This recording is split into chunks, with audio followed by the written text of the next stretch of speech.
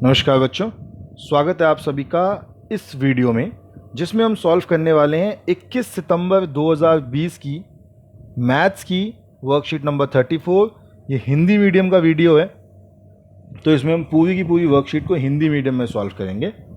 तो ये आपको याद है हमने पिछली क्लास में क्या किया था?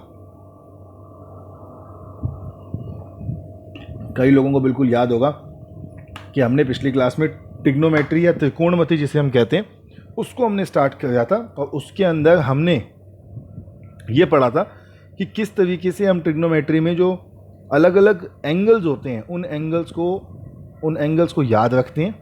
तो वो याद रखने का जो तरीका है हमने वो सब सीखा था।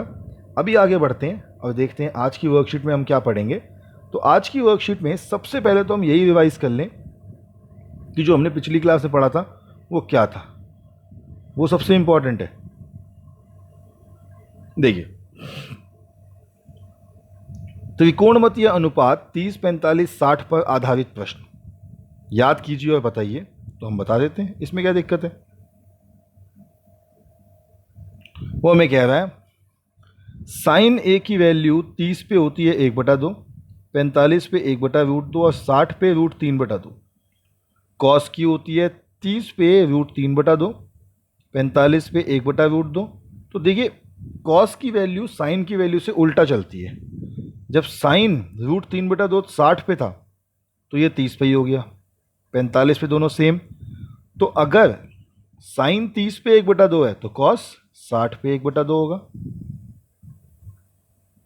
tan होता है 1/√3, इन दोनों से सॉल्व करके आता है। इन दोनों को बटे में रखोगे तो आ जाएगा 1, क्योंकि सेम नंबर है, और इन दोनों को बटे में रखने पे आता है √3। चलिए आगे बढ़ते हैं फिर। तो उदाहरण दूसरा, प्रश्न देखते हैं सीधा आपका। प्रश्न है कि त्रिभुज ABC में कोण B 90 डिग्री है, AB 5 सेंटीमीटर और AC भी 30 डिग्री। भुजाओं BC और AC की लंबाई ज्ञात कीजिए। ये दूसरा उदाहरण है, पहला इसके बाद देख लेंगे, गलती से मैंने दूसरा शुरू कर दिया। तो हमें पता है कि tan C का मान होगा लंब बटे में आधार, यानी AB बटे में BC। AB की वैल्यू 5 है, तो tan C कितना हो गया 1/√3। tan 30 की वैल्यू 1/√3 होती है, तो इससे आपकी BC की वैल्यू कितनी आ गई? BC की वैल्यू आ गई 5/√3। और ऐसे ही आपने AC की वैल्यू निकाल लेनी है, तो वो 10 सेंटीमीटर आ जाएगा। इसमें तो मुझे लगता है कोई दिक्कत, कोई परेशानी, शंका, आशंका आपको होगी नहीं। हम पहला उदाहरण भी देख लेते हैं पहले उदाहरण में। तो पहले उदाहरण में हमें कहा था साइन 60 कॉस 30 साइन 30 कॉस 60। इसको सॉल्व करो। हमने कहा साइन 60 तो मतलब √3/2 और कॉस 30 तो मतलब √3/2। जमा का निशान जमा। Sine 30 1/2, cos 30 cos 60 1/2। सबको सॉल्व किया तो आपका आंसर आ गया 1। तीसरा उदाहरण करते हैं। अब ये उदाहरण ध्यान से देखिएगा। tan A + B बराबर √3 और tan A - B बराबर √3, और वो कहता है कि एंगल A और B दोनों जो है वो 0 से 90 के बीच हैं, तो A और B का मान ज्ञात करो। हम कहते हैं tan की वैल्यू A + B √3, tan की वैल्यू √3 होती कब है? तो बेटा tan की वैल्यू √3 होती है 60 पे, तो हमारा A + B = आ गया 60। और tan की वैल्यू 1/√3 कब होती है? वो होती है 30 पे, तो A - B आ गया 30। अब इन दोनों को सॉल्व करते हैं। इन दोनों को जब सॉल्व करते हैं एक साथ तो आपका उत्तर आता है A की वैल्यू 45, B की 15। कैसे सॉल्व करते हैं वो मैं आपको सिखाऊंगा, उसकी टेंशन मत लो आप। अभी एग्जाम्पल में क्वेश्चन आएगा तो उस क्वेश्चन में मैं आपको सिखाऊंगा कि इसको सॉल्व कैसे करते हैं, सॉल्व करने का तरीका आपको सिखाऊंगा। आगे बढ़ते हैं अभी। तो चौथा उदाहरण जो आपके सामने है वो है मान ज्ञात कीजिए। साइन 30 + tan 45 माइनस कॉसेक 60 बटे में सेक 30 जमा कॉस 60 जमा कॉट 45। तो साइन 30 tan 45 कॉसेक 60 सबकी वैल्यू डाल दी, सेक 30 कॉस 60 कॉट 45 सबकी वैल्यू डाल दी। यह आपका उत्तर आ गया 43 - 24 √3 बटे में 11। उदाहरण पांचवा है, सही विकल्प चुनिए और अपने विकल्प की पुष्टि कीजिए। 2 tan 30 बटे में 1 - tan² 30। तो हमने सॉल्व किया तो हमारा सॉल्व करने पे आया √3, और √3 किसका मान होता है, tan 60 का, तो सही उत्तर क्या आ गया, tan 60। अब हमारे को स्वयं प्रयास करने हैं, वो क्वेश्चन है जो हमने सॉल्व करने हैं, तो सॉल्व करने वाले क्वेश्चंस को देख लेते हैं कौन से हैं और करते हैं उनको शुरू।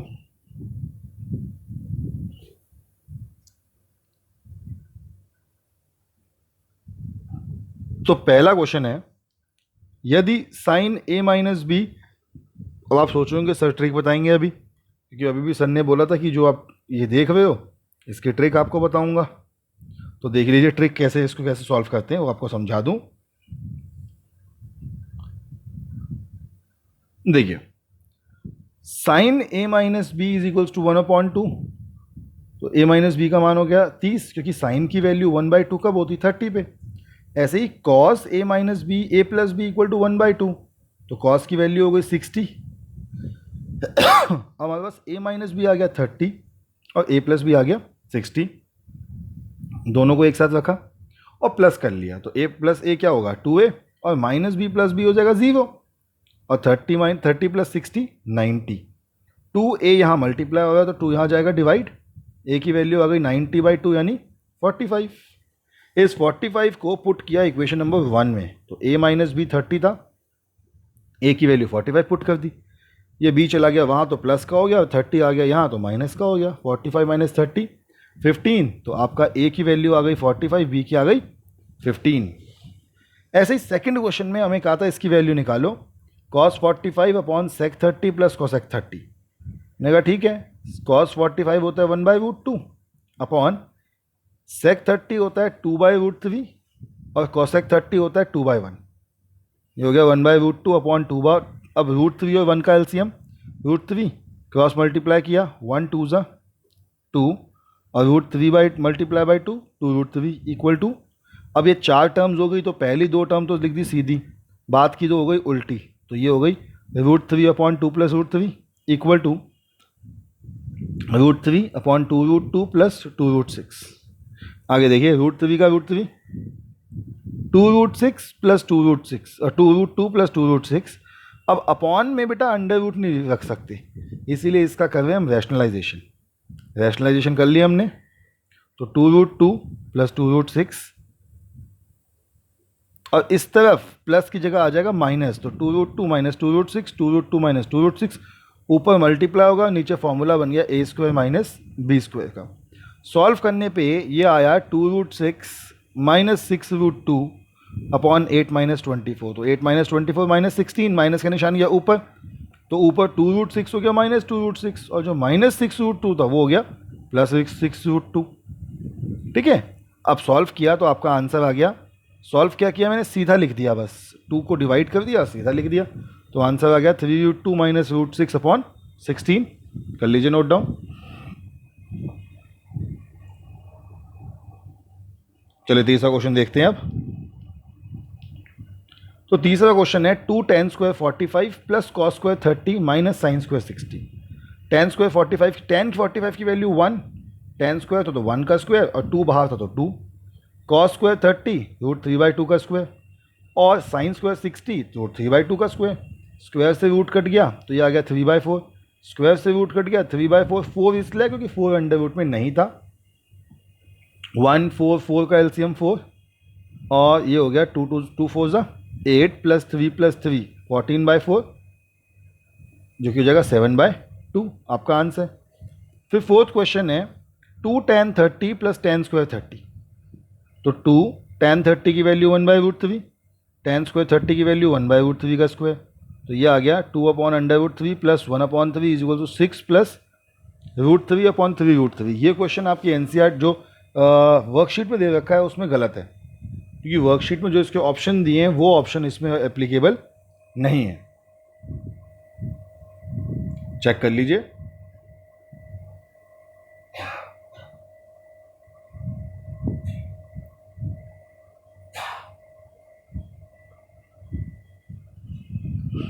चलिए बच्चों, मैथ्स की वर्कशीट भी हमने पूरी कर ली, बाकी की वर्कशीट्स के सॉल्यूशंस भी आपको चैनल पे मिल जाएंगे और हम आपसे मिलेंगे कल की वर्कशीट्स के साथ। तब तक के लिए stay healthy and stay safe.